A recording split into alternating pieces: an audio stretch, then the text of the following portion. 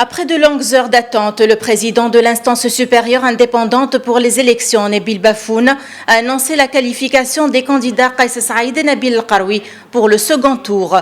Qaïs Saïd arrive en tête avec 18,4% des voix, suivi de près par le candidat Nabil El-Qaroui avec 15,58% des voix, avec finalement un écart de 6 points.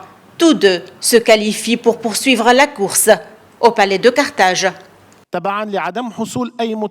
Aucun candidat n'a obtenu plus de 50% des voix. Donc, un second tour se tiendra dont la date sera dévoilée après l'annonce des résultats définitifs.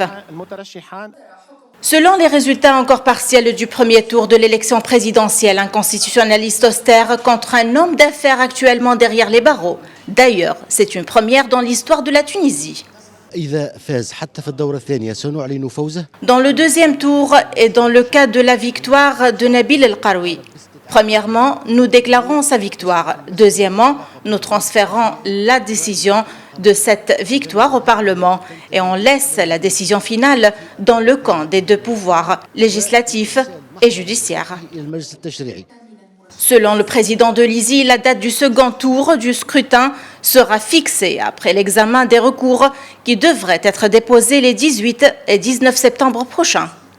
Au second tour de cette élection, il faut s'attendre à un combat politique inédit animé par deux prétendants se revendiquant anti-système. L'enjeu est considérable pour cette si jeune démocratie.